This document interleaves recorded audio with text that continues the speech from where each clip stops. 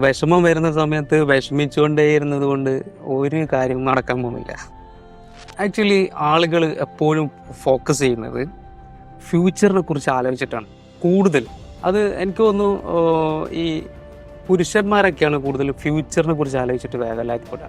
സ്ത്രീകളധികവും എൻ്റെ ഒരു അഭിപ്രായത്തിൽ പാസ്റ്റിനെ കുറിച്ചാണ് അവർ കൂടുതൽ മെജോറിറ്റി ഞാൻ പറയുന്നത് ഡൊമിനേറ്റ് ചെയ്ത് നിൽക്കുന്ന കാര്യമാണ് പറയുന്നത്. ഇത് രണ്ടും പ്രശ്നമാണ്. ആക്ച്വലി നമ്മൾ ജീവിക്കേണ്ടത് ഈ നിമിഷത്തിലാണ്. ഈ നിമിഷം എന്ന് പറയുന്ന ഒരു സാധനം നമ്മുടെ ജീവിതത്തിൽ ഉള്ളൂ. നമുക്ക് പറയാൻ ഈ നിമിഷം എന്ന് പറയുന്ന സാധനം മാത്രമേ ഉള്ളൂ. ഫ്യൂച്ചർ എന്ന് പറയുന്നത് വരാനിരിക്കുന്നതാണോ ഉണ്ടോ ഇല്ലയെന്ന് നമുക്കറിയില്ല. ശരിയല്ലേ? പാസ്റ്റ് കഴിഞ്ഞു പോയി, ഡെഡായി, മരിച്ച ഒരാളെ കാത്തിരുന്നുകൊണ്ട് വല്ല കാര്യമുണ്ടോ?